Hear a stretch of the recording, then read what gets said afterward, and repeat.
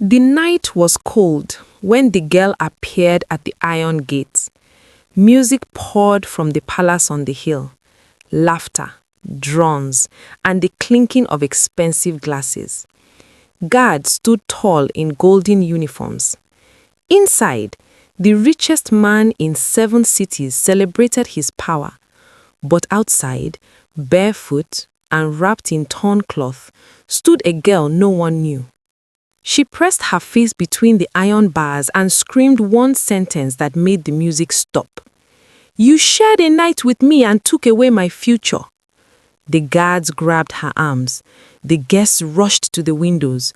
Women whispered. Men laughed. Who was this mad beggar disturbing the great Chief Tobena's victory night? The chief himself stepped onto the balcony, his silk robe shining under golden lights. His face was stone. His eyes were fire. He raised one hand. "Bring her before me." The crowd roared with excitement. This would be entertainment. The girl was dragged through the gates, her feet scraping the marble stones. But she did not cry. She did not beg. She only stared at the man on the balcony, the man who had forgotten her face, but not her sacrifice. The hall was full of mirrors and chandeliers. Chief Tobena sat on a throne carved from black wood. His consort, Lady Zika, sat beside him, her neck heavy with diamonds. She looked at the homeless girl with disgust, covering her nose with a silk fan. "Is this some kind of joke?" Lady Zika spat. "A rat from the gutter dares to speak the chief's name?" The crowd laughed. The girl stood in the center, shaking but steady. Her lips moved slowly. "I am not mad. I am not lying. This man knows what he did to me." Chief Tobena leaned forward. His jaw tightened. "I have never seen you in my life." "You have," the girl whispered. 5 years ago, when you had no name, no gold, no palace, when you were running from men who wanted you dead." The laughter stopped. The air became thick. Lady Zika's fan froze mid-swing.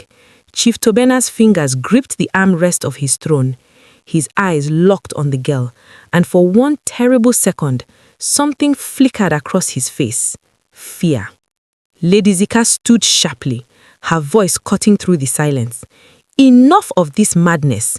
Guards, take her away. Throw her into the forest where she belongs." 2 guards stepped forward, their hands rough on the girl's shoulders. She did not resist. She only smiled, a sad, knowing smile. "You can throw me away," she said softly, "but the river has already seen, and what the river sees, the river remembers." Chief Tobena's hand shot up. "Wait." Everyone froze. The chief stood slowly, his tall frame casting a shadow over the hall. He walked down the steps of his throne, his shoes echoing on the marble. He stopped 3 feet from the girl and stared into her eyes. She stared back without blinking. "What river?" he asked, his voice low and dangerous. "The one where you begged for mercy, the one that saved your life." Before anyone could speak, the sky cracked with thunder. The hall shook. Glasses fell from tables. Candles flickered and died. There was no rain, no storm, just thunder in a clear night, and everyone felt it. Something was coming. 5 years ago, the man who would become Chief Tobena had no palace, he had no name. He was called Tobena the Debtor, Tobena the Fool, Tobena the Cursed. He owed money to dangerous men, men who did not forgive or forget. One night, they came for him. He ran through narrow streets, his shirt torn and bloody. Behind him, footsteps pounded, voices shouted his name. "We will find you, Tobena. You cannot hide forever." He stumbled into the forest at the edge of the city, gasping for air. His legs gave out. He fell face first into the dirt, his chest burning. He tried to crawl, but his body refused. He lay there in the darkness, listening to the distant voices searching for him. "This is how I die," he whispered, alone in the dirt like a dog. But then he heard something, Footsteps, light ones. A small figure appeared between the trees. A girl, thin and young, carrying a clay pot on her head. She stopped when she saw him. The girl set down her pot and knelt beside him. Tobena tried to speak, but only blood came out. She wiped his mouth with the edge of her wrapper. "Can you stand?" she asked. Her voice was gentle but firm. He shook his head. She looked around quickly, then made a decision. "Follow me, slowly." She helped him to his feet and led him deeper into the forest, away from the roads.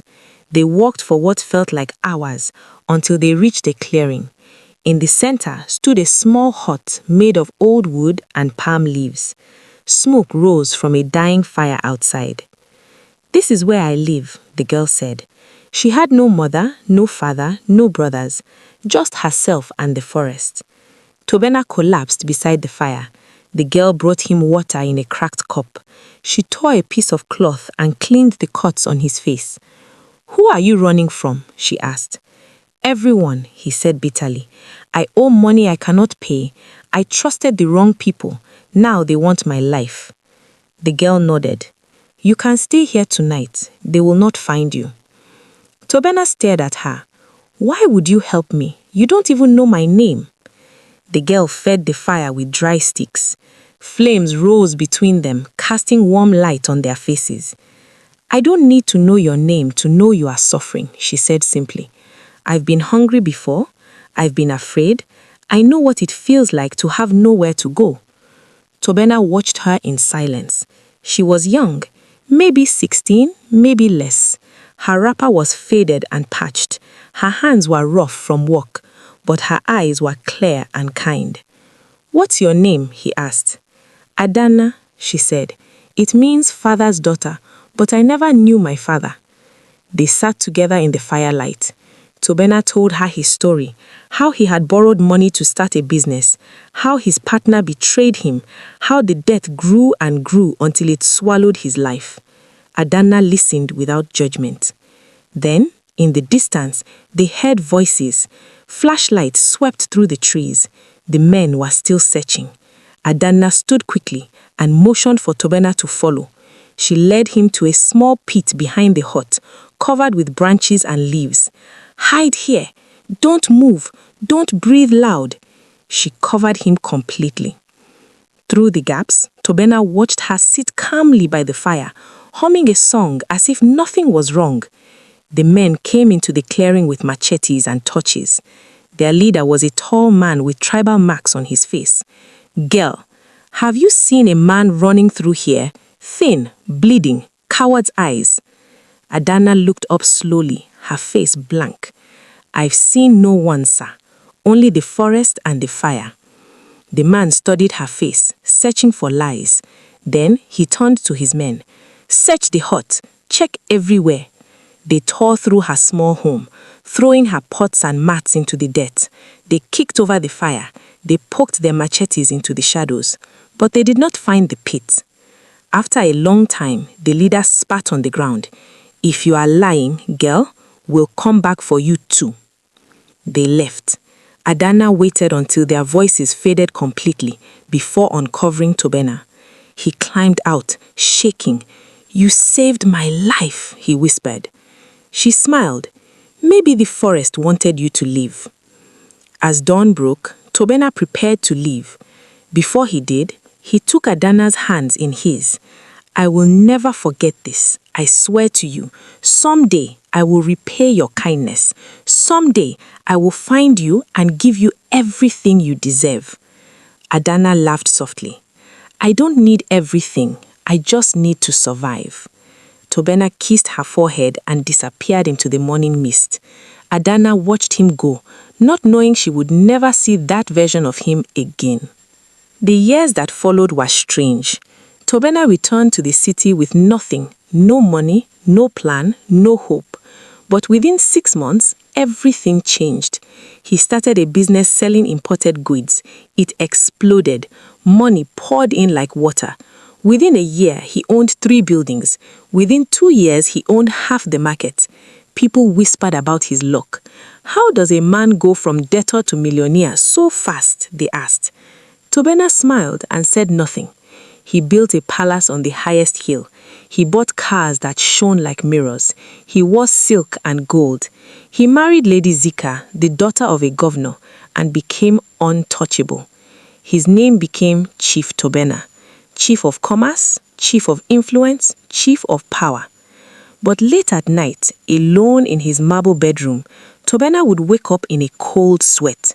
He would see the forest, he would see the fire, he would see Adana's face, and he would remember the promise he made, a promise he had no intention of keeping, because keeping it would mean revealing the truth, and the truth was buried in a place no one must ever find. 1 year after he became rich, Tobena was invited to a secret gathering. It was held in a compound outside the city, surrounded by high walls and guarded by men with no eyes, men whose faces were painted white. Inside, wealthy men and women sat in a circle around a fire. At the center stood a figure draped in red cloth. They called him the Keeper. The Keeper spoke in a voice that did not belong to one person. Power is not given, it is taken. But to take, you must trade.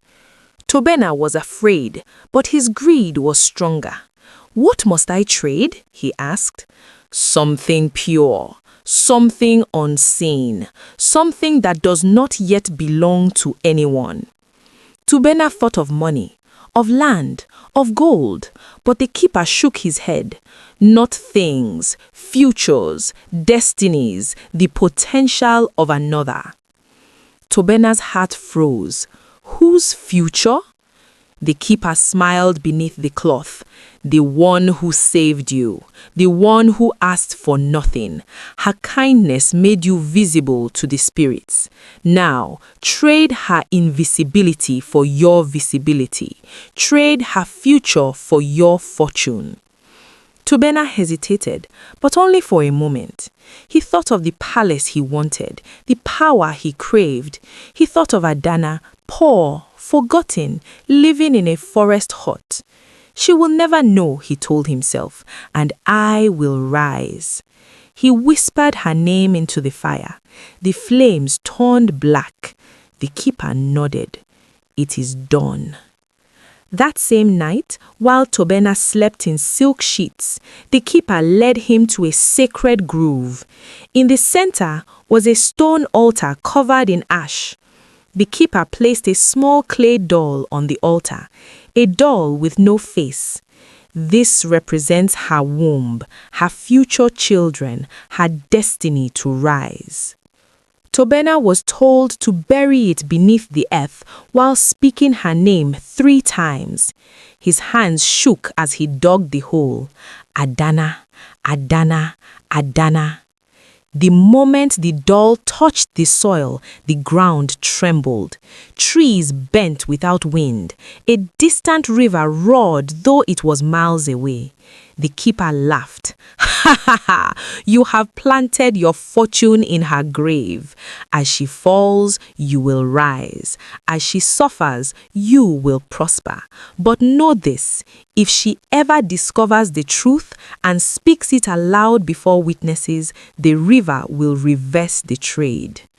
Tobena stood, debt under his nails, and walked away. He did not look back. He told himself it was necessary. He told himself she would never know. He told himself he was not a monster. But deep in his chest, something cold and heavy settled, something that would never leave. The next morning, Tobena woke as the richest man in the city. And far away, in a forest hut, Adana woke with a strange pain in her stomach, a pain that would grow and grow until it consumed her life. Adana did not understand what was happening to her. At first, it was small things. She would wake up tired even after sleeping all night. Her hair began to fall out in clumps.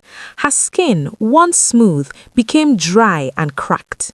She went to the local clinic, but the nurse found nothing wrong. Then came the dreams. Every night, she dreamt of being buried alive. She would claw at the soil, screaming, but no sound came out. She would wake up gasping, her hands covered in dirt that wasn't there. Her life began to unravel. She tried to find work in the city, but every door closed. She applied to 10 jobs, rejected. She tried to sell vegetables at the market, chased away. It was as if the world could no longer see her. People looked through her like she was a ghost. One night, she stood by the river that ran near her hut. The water was black and still. She stared at her reflection and did not recognize the face staring back. "What is happening to me?" she whispered. The river did not answer, but deep in the current, something stirred, something old, something that remembered her name. Adana had one friend, a girl named Onyinye who sold firewood near the forest.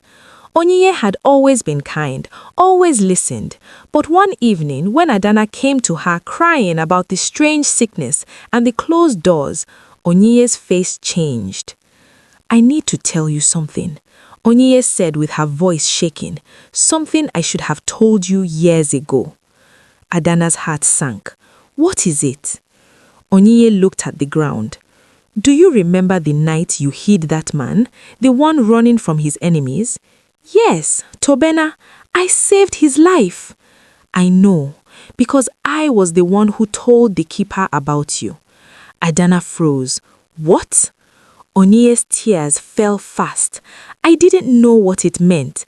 The keeper came to me and asked if I knew anyone pure-hearted, anyone who had shown kindness without expecting reward. I thought of you. I thought they wanted to bless you. I didn't know they wanted to—" She choked on the words. "I didn't know they wanted to—" She choked on the words. "I didn't know he would bury your future to build his fortune." Adana's world collapsed. Her only friend, her only witness, the one who knew her name. "Get away from me," Adana whispered. "Don't ever speak to me again." That night, Adana walked to the river with nothing but the clothes on her back. She stood at the edge, ready to walk in and never come out. But before she could step forward, a voice called from behind her. "The river does not want your body, child. It wants your voice." Adana turned. An old woman stood between the trees, her eyes white with age but sharp with knowing. She wore beads around her neck and carried a wooden staff. "Who are you?" Adana asked. "I am the river elder. I speak for the water, the soil, and the spirits that guard them, and I have been waiting for you." The elder walked to the riverbank and touched the water with her staff. The surface rippled and images appeared. Images of Tobena, the ritual, the buried doll. Adana watched in horror as her own destiny was traded like a bag of coins. "He stole your future," the elder said. "He buried it to grow his own. That is why your life has fallen apart. That is why no door opens. You are invisible because he made himself visible with your light." Adana fell to her knees. "Can it be undone?" The elder nodded slowly. "Yes, but only by the law of the river." The river elder sat beside Adana and explained the ancient law. What is taken in secret must be returned in public. What is buried must be unearthed by truth or blood. Adana's throat tightened. What does that mean? It means you must go to him. You must stand before him and all who honor him. You must speak the truth aloud. If he confesses, the trade is broken. If he denies, the river will judge him. But if you stay silent, you will fade until there is nothing left of you. Adana looked at her hands. They were already disappearing, translucent in the moonlight. "I'm dying, aren't I?" "Not dying. Erasing. Your existence is being drained to feed his." Adana closed her eyes. Fear filled her chest. The thought of facing Tobena, now Chief Tobena, surrounded by wealth and power, terrified her. But the thought of disappearing forever terrified her more. "What if he kills me?" she asked. The elder smiled sadly. Then you die seen, and that is better than living erased. Adana stood slowly, her decision made. When do I go? Now, before you lose the strength to walk. The elder gave Adana a small pouch containing river stones. When you speak, hold these. They carry the river's memory. He cannot lie in their presence. Adana tied the pouch to her waist and began the long walk to the city. The journey took 2 days. Adana walked barefoot along dusty roads, her body weak and trembling. People passed her without seeing. Drivers honked but did not stop. Children pointed, but their parents pulled them away. It was as if the world could no longer see her. People looked through her like she was a ghost. By the time she reached the city, her feet were bleeding. The palace sat on the hill like a crown of gold, glowing in the evening light. Guards stood at every corner. Gates rose high and sharp. It was a fortress. Adana stood at the bottom of the hill and stared up. Every part of her wanted to turn back, but she remembered the elder's words, die seen or live erased. She climbed, one step, then another. Her legs burned, her vision blurred, but she did not stop. When she finally reached the iron gate, music poured out, laughter, celebration. Inside, Chief Tobena was hosting the grandest party the city had ever seen, a party to celebrate his rise to ultimate power.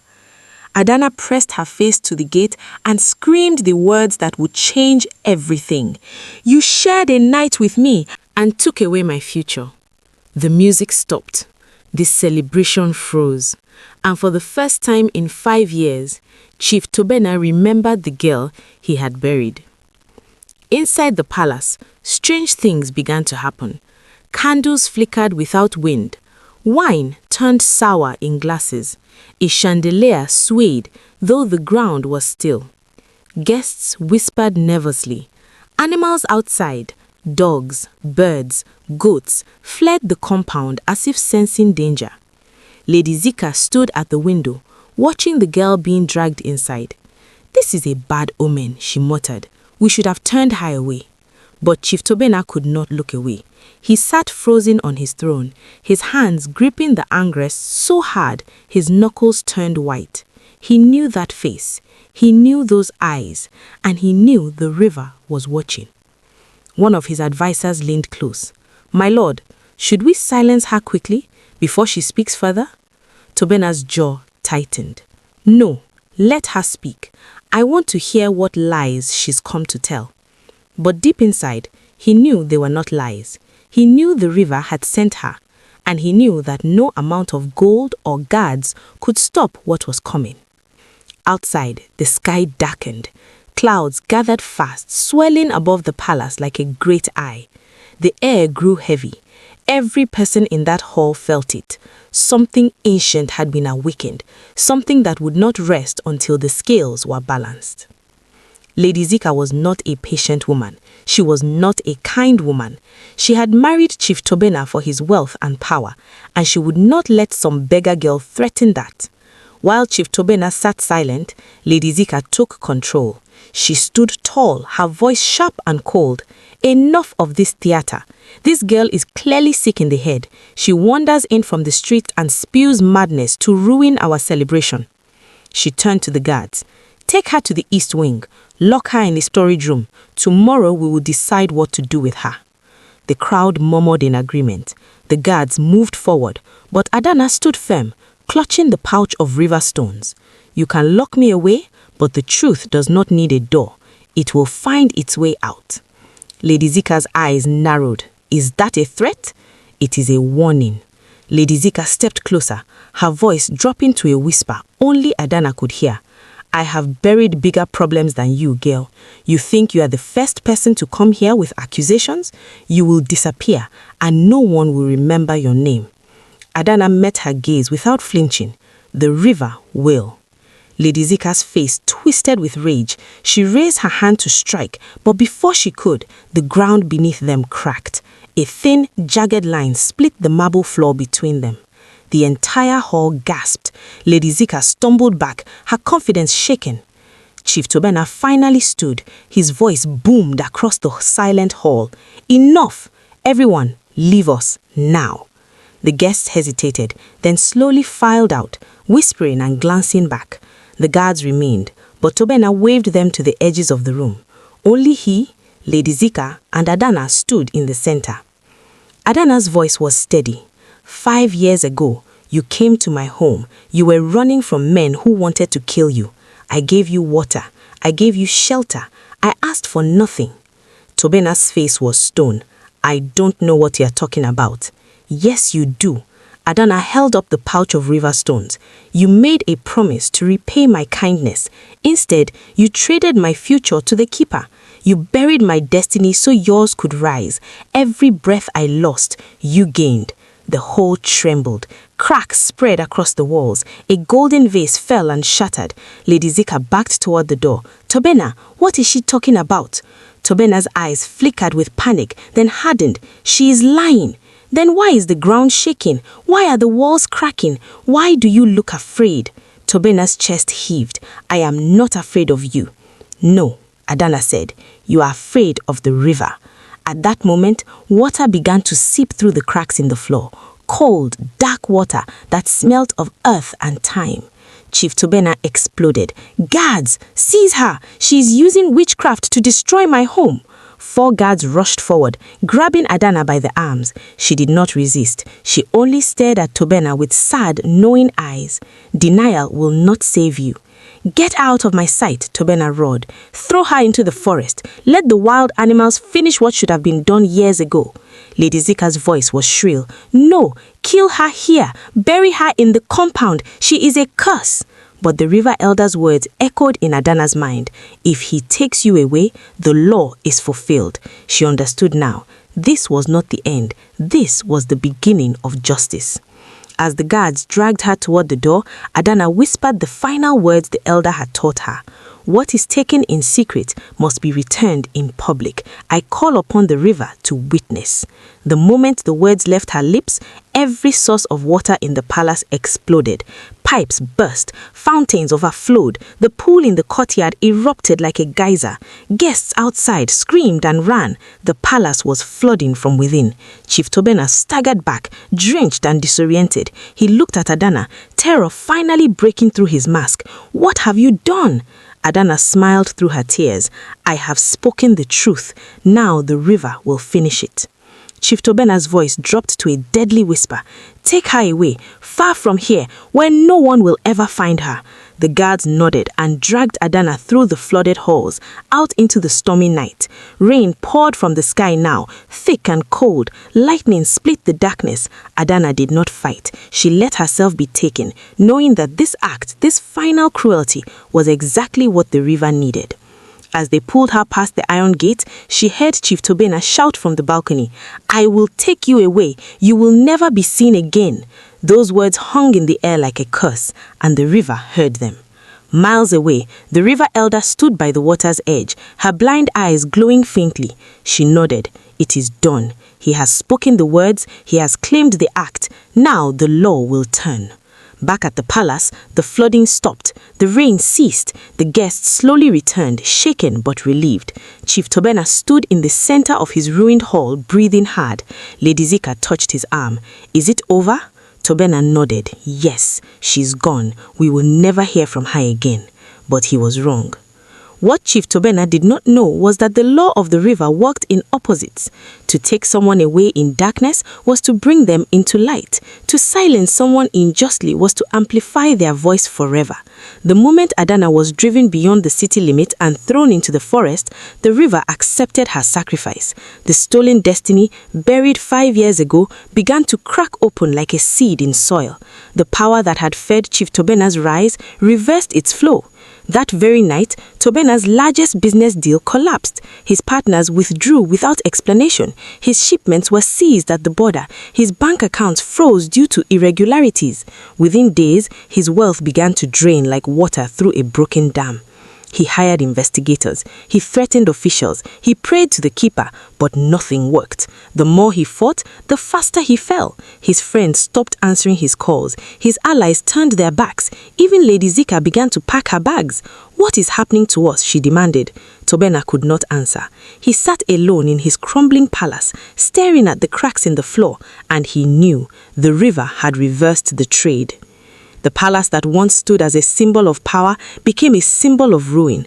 Walls crumbled, ceilings leaked, the Golden Gate rusted overnight, servants fled, guards quit. Within 2 months, Chief Tobena's empire was dust.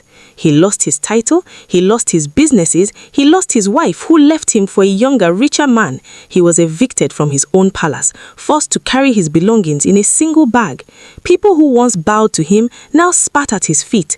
Karma, the spirits have judged him.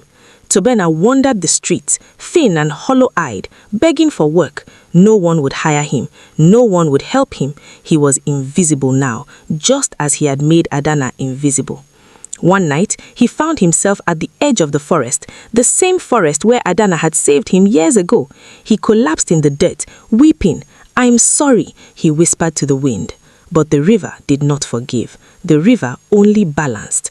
And somewhere deep in the forest, Adana woke up from a long, dreamless sleep. Her body was whole, her strength had returned, and for the first time in 5 years, she felt seen. Adana opened her eyes to find herself lying on soft grass by the river. The river elder sat nearby, humming an old song. "Welcome back, child." Adana sat up slowly, touching her face, her arms, her stomach. Everything that had been fading was solid again. Everything that had been broken was healed.